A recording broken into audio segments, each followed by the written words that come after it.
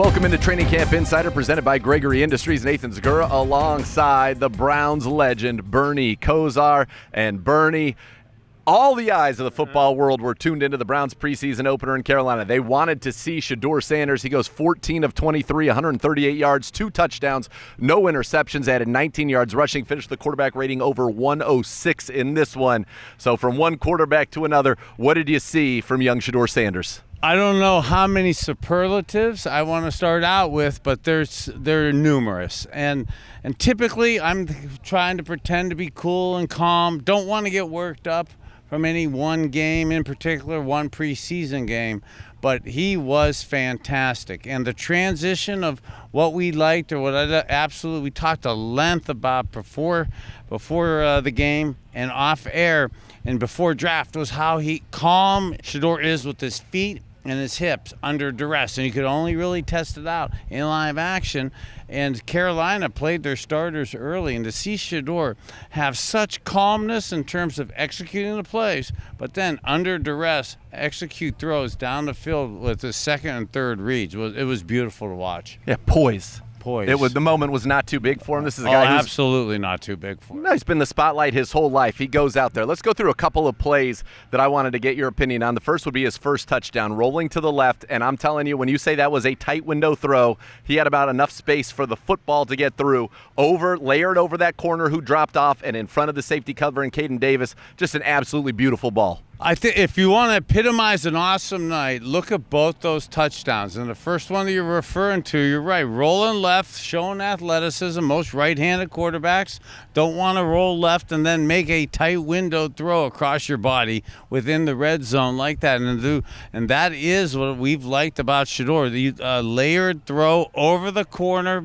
but with enough sauce to drop it down before the back pylon, before the safety got over. Of course, perfect because of the outcome. And then the second one I thought showed kind of some high-level quarterback plays. Got a free runner over there. Amani Marshall gets over, gets just enough of him, but he slides to the right, kind of a veteran move there, resets his feet, and then throws it low into the inside where only Caden Davis could get it for his second touchdown. But I thought that was a veteran quarterback play. Yeah, this one I'd love to have up on the telestrator here. This was awesome on 10 different ways, and this is quarterbacking at the elite level on about 8 to 10 different nice things with it. And as we're just sitting here trying to reflect back on it, 1, in the red zone. 2, seeing man coverage and being able to look left and what you should be doing against man, look for that kind of bow out that was going out to the back pylon. It's covered to reset his feet and then shuffle, keeping his head up, not panicking, dropping his head. Young quarterbacks. Look at how Shador kept his head up, didn't panic and drop it.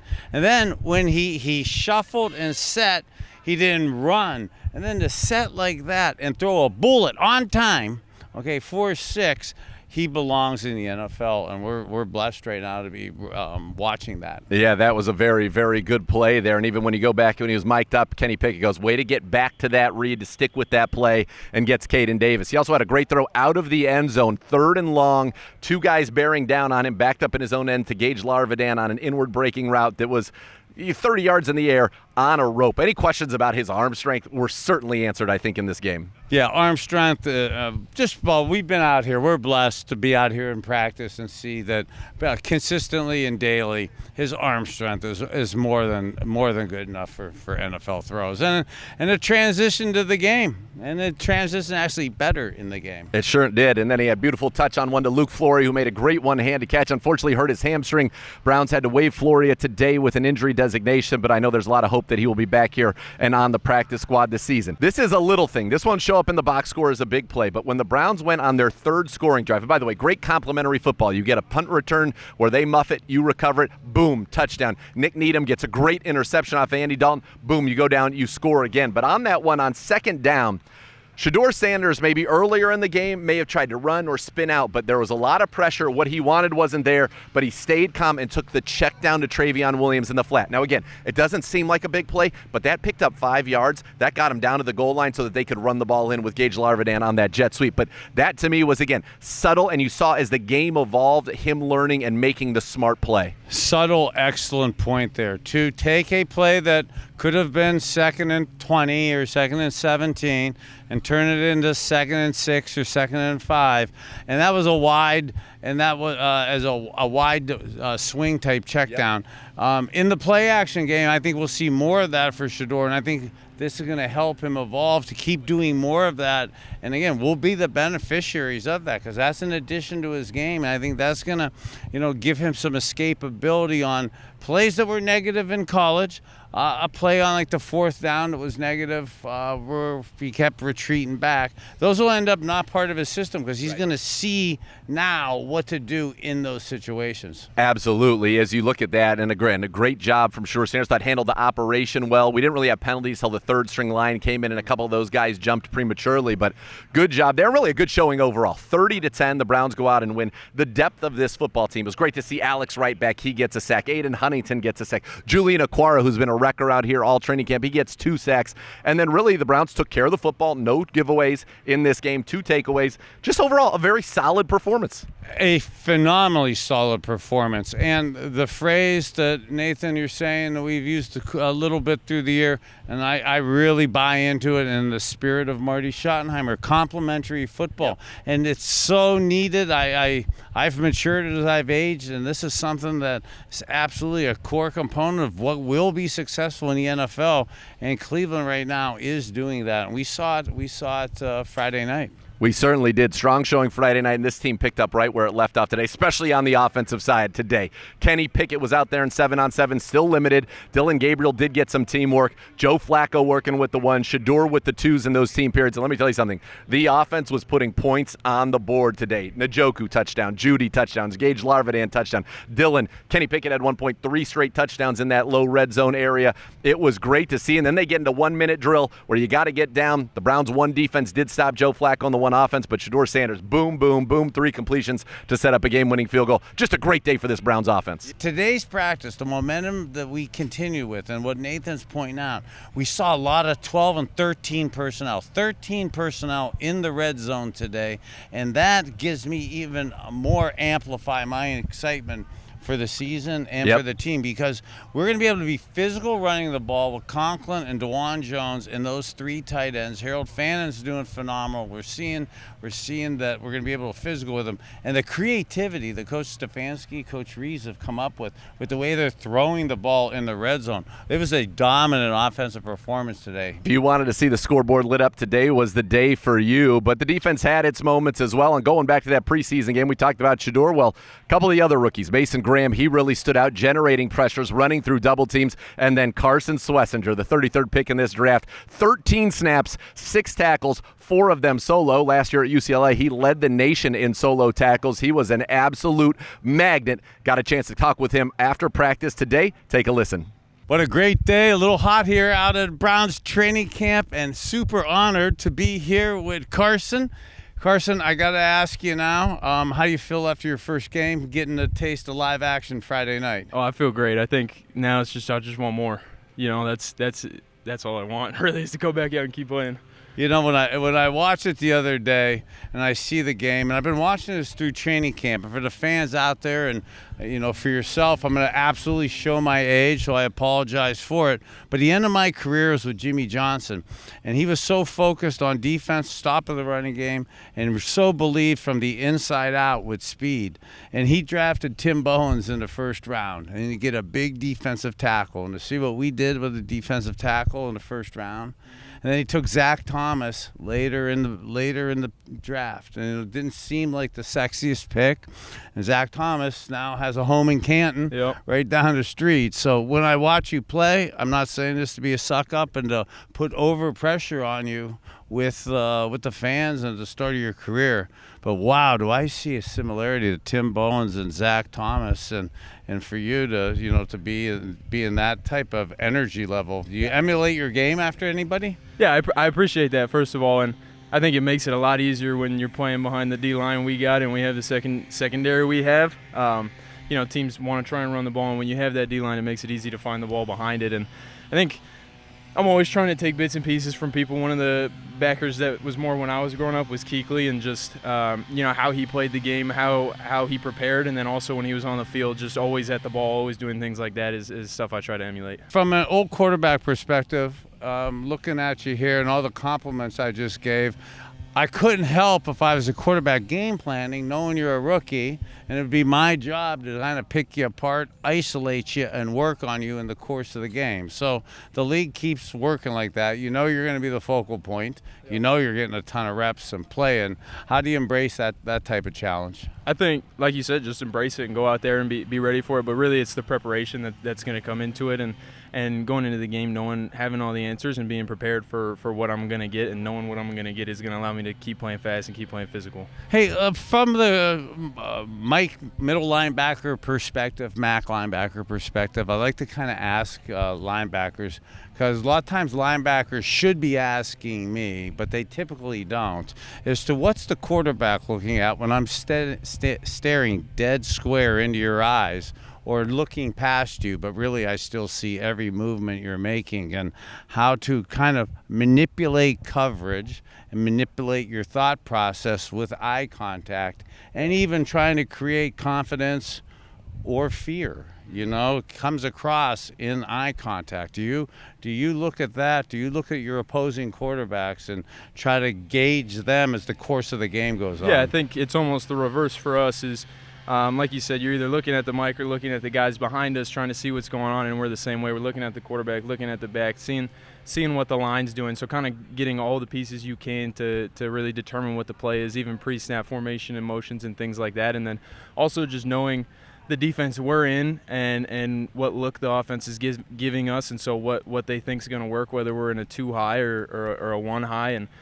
knowing what possible checks they could have off of that and why they would check it. And I think knowing all that pre-snap really helps to play fast. Well, for the fans out there, I sense that from watching you and stuff, and for people out there, it's a great gift. It's somewhat of an innate skill to be able to peripherally look around, look up, and just like our quarterbacks, I'm looking, I see the camera, but I'm looking above it and stuff, and you see everything going around. It's the same with you as the middle linebacker, and for a rookie, to have it's a 320-pound offensive guard coming at you, now with more 2 back, than to have an H and a 250-pound fullback leading up in you, to tackle a 210-pound running back. That's a big challenge on any human, let alone a rook. So it was impressive to see you have that nose for the ball, that sense of how to, not just be there, but then when you're there, do something about it. I mean, it's 4 solo tackles, 6 tackles in 13 plays. How's your body after something like that? I feel great. I'm still young. I think some of the older guys probably have different views on that, but I'm still pretty fresh. So hopefully, it's impressive to see. It's impressive to see how you're playing, how you embrace it, and when you couple the athleticism, with the instincts and the mental preparation, you can see why we got a UCLA bioengineering major here. Yeah. Love it. Congrats to you. Thank you. I say this a lot to everybody. I say you matter, not because I went to the University of Miami, but I've watched you also through camp. Not only is your effort and focus awesome on the field, you went massively out of your way in the tired situations for the fans. There were so many cool fans out there. And your attention to the Browns and the Dog Pound fans was awesome, but your extra kind of attention to younger people and the kids, they really look up to you. And I tell people, for all of us, you matter, because it's important for us, for self-confidence and self-esteem. And even guys like us that are supposedly cool, played in sports, sometimes our self-confidence and self-esteem's not there. And when you're playing middle linebacker in the NFL, you need to have some self-confidence and self-esteem. So you matter, brother. Thank you. Good luck to you. Thank you.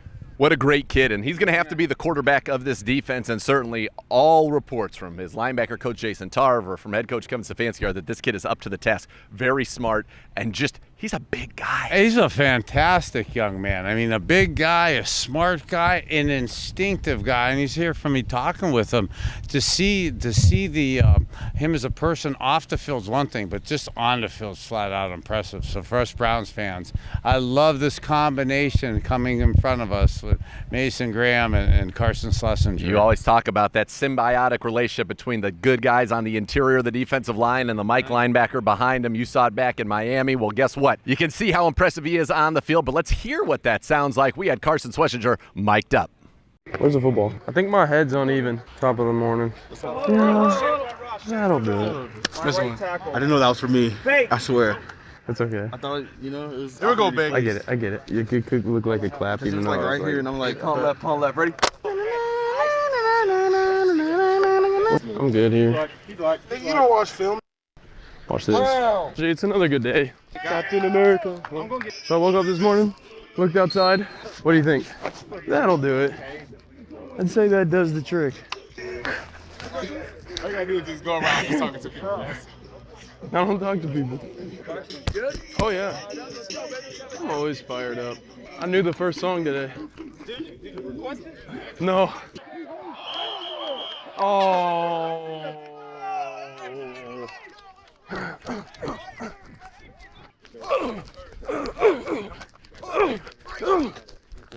Good catch. Put it away. Way to go.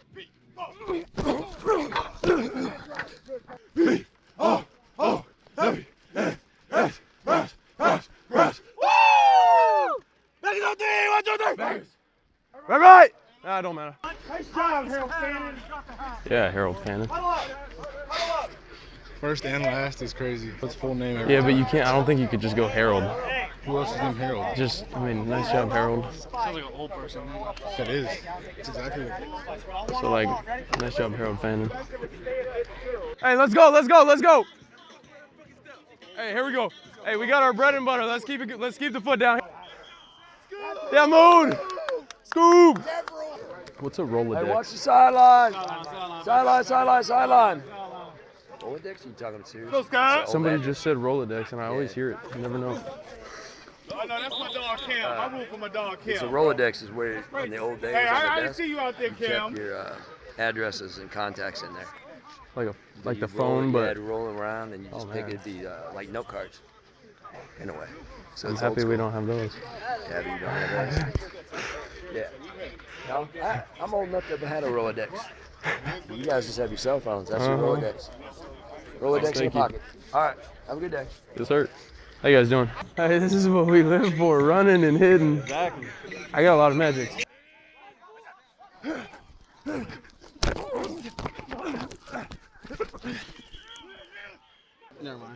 Finish in the pile, get the ball like Carson did and Mood did. You don't have one yet? Oh my God. Oh my God. Maybe they'll put that on the mic up. Browns fans are going to absolutely love Carson Schwesinger flying around, talking physical, all of that. So, all right, Bernie, through week one of the preseason, tomorrow the Browns are going to board a plane. We're going to head to Philadelphia to take on the defending Super Bowl champions. It's going to be 2 days of joint practices, Wednesday and Thursday there. A lot of work for the Browns starters there. Friday will be off.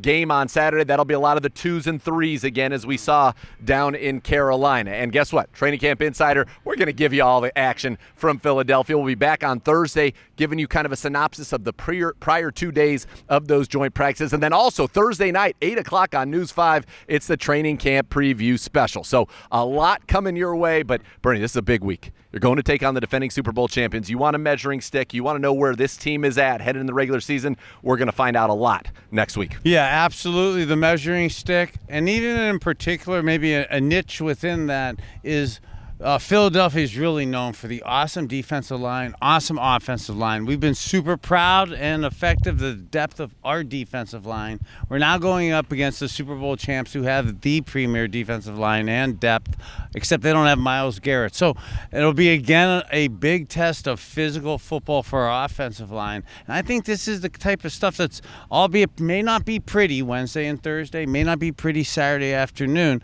I believe this is the stuff for the calluses that we've been talking out through training camp that's going to toughen us up to be that physical run, play action team, complementary football we need to be in September starting out the season. Yeah, and I think if you can go to Philadelphia and you can hang with the defending Super Bowl champions, you're going to get a lot of confidence coming out of that. I thought we went to Carolina, we dominated them in the joint practice, dominated them on the field 30-10. Now you want to go and just beat, let's get to that level. If we win, bonus. Let's be physical. We showed that, again, I'm not trying to be funny, I'm not trying to be disrespectful respectful to Carolina, but we showed we are massively bigger and more physical than the Carolina Panthers. Now we're playing the Super Bowl champs. Of anything, we could show we physically belong and take that as a challenge, because that is the barometer for an NFL season, who you are. So a lot of fun. Again, Training Camp Insider will be back on Thursday with a look at the 2 joint practices, Wednesday and Thursday, and then the Training Camp Preview Show edition of Browns Countdown, 8 o'clock on News 5 this Thursday night as well. Great week in Charlotte. Let's have a great week in Philadelphia. For Bernie Kosar, I'm Nathan Zegura saying thanks for watching Training Camp Insider, presented by Gregory Industries.